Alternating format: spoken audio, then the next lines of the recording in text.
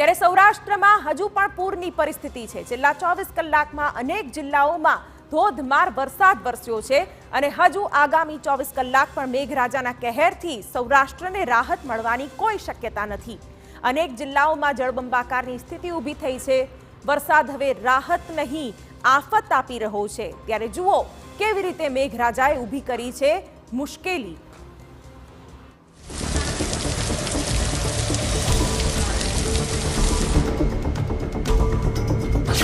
સૌરાષ્ટ્રમાં record break વરસાદ।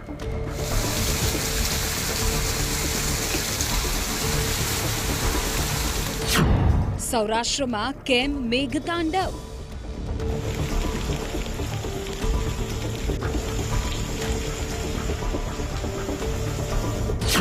હજુ ક્યાં સુધી આવશે મુશળધાર?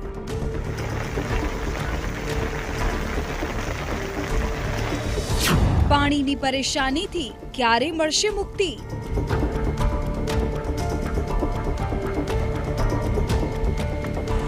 છેલ્લા 4 દિવસથી સૌરાષ્ટ્રમાં મેઘરાજા સાંબેલાધાર રીતે વરસી રહ્યા છે અને ખાસ કરીને સૌરાષ્ટ્રના દરિયાકાંઠાના જિલ્લાઓમાં તો બારે મેઘ ખાંગા થયા છે। હજુ પણ મેઘરાજા ખમૈયા કરવા માટે તૈયાર નથી। ગીર સોમનાથ, જૂનાગઢ અને દેવભૂમિ દ્વારકાથી જે વરસાદી દ્રશ્યો સામે આવી રહ્યા છે તે ખૂબ જ ચોંકાવનારા અને ડરામણા છે। રેકોર્ડ બ્રેક વરસાદને કારણે સૌરાષ્ટ્રના મોટા ભાગના જળાશયો છલકાયા છે। જુઓ જૂનાગઢના માણાવદરના રસાલા ડેમના દ્રશ્યો। માણાવદર માટે જીવાદોરી સમાન છે આ રસાલા ડેમ। છેલ્લા 4 દિવસમાં જૂનાગઢ જળમગ્ન છે, જેના કારણે આવી તસવીરો સામે આવી રહી છે। ધોધમાર વરસાદને કારણે મેંદરડાના પુલ પરથી વરસાદી પાણી વહેતા થયા છે। સરદાર ચોક અને સામાકાંઠા વિસ્તારને જોડતા પુલ પર પાણી ફરી વળ્યા છે।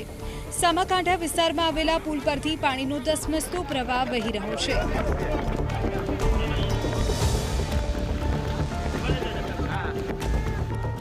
હવે જુઓ આ મધુબંતી ડેમનો નજારો। મધુબંતી ડેમ પણ ઓવરફ્લો થયો છે। ખેડૂતોની જીવાદોરી સમાન છે મધુબંતી ડેમ, જેના કારણે હવે ખેડૂતોને સિંચાઈ માટે પાણી મળી રહેશે। જૂનાગઢના માળિયાહાટીનામાં ભારે વરસાદ બાદ પૂરની સ્થિતિ ઊભી થઈ છે। મેઘલ અને વ્રજમી સહિતની નદીઓમાં ઘોડાપૂર આવ્યું છે। માળિયાહાટીના તાલુકામાં ભારે વરસાદ બાદ મેઘલ નદીમાં પૂરની સ્થિતિ ઊભી થઈ। વરસાદના કારણે નદીમાં પાણીનો ધસમસતો પ્રવાહ જોવા મળી રહ્યો છે। વડિયા ગામ પાસે આવેલા કોઝવે પર પાણી ફરી પડ્યા છે। કોઝવે પર લોકોની અવરજવર બંધ કરવામાં આવી છે। જૂનાગઢના ઘેડના ઓસા ગામમાં વરસાદ બાદ હાલાકી ઊભી થઈ છે। ગામના મુખ્ય માર્ગો અને બજારોમાં પાણી ફરી વળ્યા છે। લોકોને ભારે મુશ્કેલી હોવા છતાં તંત્ર હજુ સુધી ફરક્યું નથી। 4 દિવસથી વરસાદી પાણી ભરાતા લોકોને હાલાકી પડી રહી છે।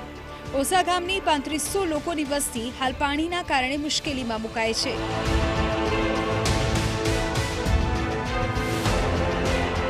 અમારે સતત 4 દિવસથી વરસાદ પડી રહ્યો છે, છતાં બી તંત્રના કોઈ અધિકારી તલાટીથી માંડી અને કલેક્ટર સુધી કોઈ અહીં ઓસાની મુલાકાત લેવા નથી આવ્યા છે।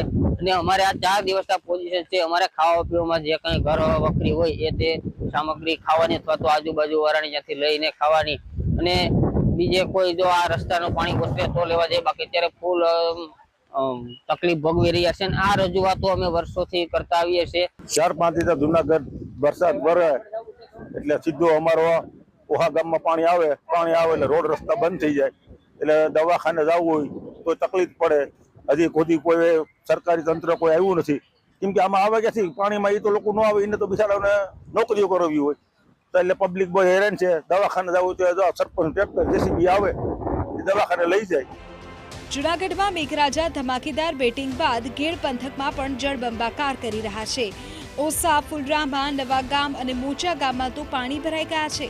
ઘેડ પંથકના 10 થી વધુ ગામો એવા છે કે જેના માર્ગ હાલ જળમગ્ન થયા છે। ધોધમાર વરસાદથી ખેતરો બેટમાં ફેરવાયા છે।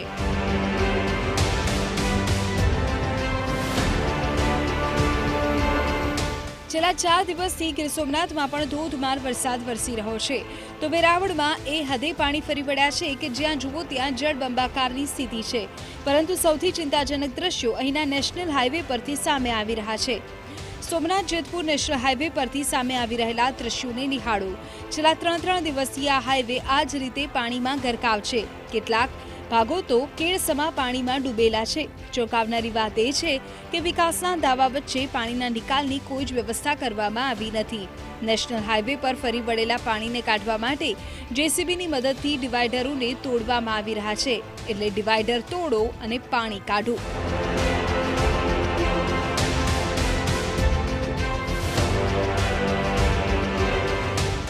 સોમનાથ એ માત્ર ગુજરાતના જ નહીં પરંતુ ભારતના સૌથી પ્રસિદ્ધ યાત્રાધામોમાંથી એક છે। ત્યારે ત્યાં સુધી પહોંચતા નેશનલ હાઈવેની આ સ્થિતિ ખૂબ જ શરમજનક છે। સ્થાનિકોનો આક્ષેપ છે કે આ પરિસ્થિતિ કંઈ આ વખતની નથી। નેશનલ હાઈવે બન્યો ત્યારથી અહીં આ દ્રશ્યો સામાન્ય છે। સવાલ એ છે કે હાઈવેની ડિઝાઇન બનાવતી વખતે શું આ વાત ધ્યાને નહીં આવી હોય?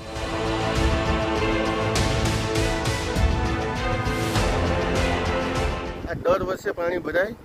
આની પહેલાં પણ 2-3 વાર રજૂઆત કરેલ છે કે ભાઈ અહીં નાડું આવે તો આ એને નેશનલ હાઈવેવાળા કંઈ જવાબ નથી દેતા। અહીં બારોબારના ઘણા ટુરિસ્ટ આવે દર વર્ષે આ 3 દિવસથી આને આ પોઝિશન છે। પોલીસવાળા 3 દીથી ડિવાઈડરો તોડે ને પેક કરે, પબ્લિકને તકલીફ છે। આ 3 દિવસથી 2-3 દિવસથી કન્ટિન્યુ આવો ને આવો વરસાદ છે। અહીંયા પાણીનો નિકાલ નથી થતો। હોઈ જાય વરસાદ એટલે પાછો રિટર્ન વરસાદ આવે એટલે પાણી આવી જાય છે। 3 દિવસનું આવું સતત કાયમી માટે ચાલુ છે। પાણીનો નિકાલ માટે શું થાય છે? આજુબાજુના લોકો મદદગાર કરે છે ને નીકળે છે। ડિવાઈડરો તોડ્યા છે અત્યારે તો। નેશનલ હાઈવે નદીમાં ફેરવાઈ ગયો હોય તેવી સ્થિતિ છે। ત્યારે કોઈ અકસ્માત ન સર્જાય તે માટે હાલ તો પોલીસ પણ ખડે પગે તૈનાત રહીને ટ્રાફિક મેનેજ કરાવી રહી છે। પણ મુદ્દો એ છે કે સમસ્યાનો કાયમી ઉકેલ શા માટે નહીં? જે જગ્યા પર દેશ વિદેશથી પ્રવાસીઓ આવતા હોય તે જગ્યા પર જો તંત્ર ધ્યાન ન દેતું હોય તો અન્ય વિસ્તારો માટે તો શું અપેક્ષા રાખવી?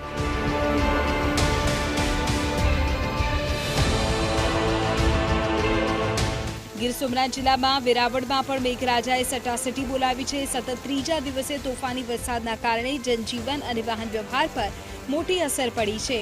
ગીર સોમનાથ જિલ્લાનો હિરણ 2 ડેમ 90% ભરાતા ડેમના 3 દરવાજા 1.5 ફૂટ સુધી ખોલવામાં આવ્યા છે।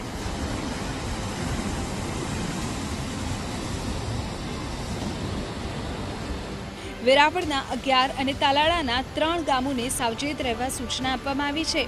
સોરઠ અને ગીર સોમનાથ જિલ્લામાં ભારે વરસાદને કારણે તમામ જળાશયો છલકાયા છે। હજુ પણ ભારે વરસાદ વરસે તેવી સંભાવના છે। દેવભૂમિ દ્વારકામાં પણ મેઘરાજાની તોફાની ઇનિંગ યથાવત છે। દ્વારકાના અનેક તાલુકાઓમાં સારો વરસાદ પડ્યો છે। દ્વારકા જિલ્લાના કલ્યાણપુરના આ દ્રશ્યો જુઓ। રસ્તા પરથી ધસમસતા પાણીના કારણે લોકો ટ્રેક્ટર પર અવરજવર કરવા માટે મજબૂર બન્યા છે।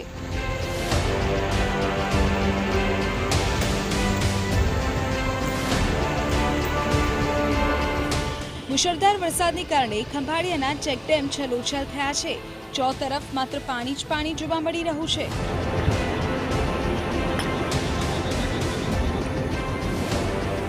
ખંભાળિયા શહેરમાં પણ ધોધમાર વરસાદ થયો છે। હજુ પણ દ્વારકામાં ધોધમાર વરસાદની આગાહી છે। ત્યારે માનવામાં આવી રહ્યું છે કે પાણીથી છલોછલ થતા આવા દ્રશ્યો હજુ પણ સામે આવતા રહેશે। Bureau report TV9।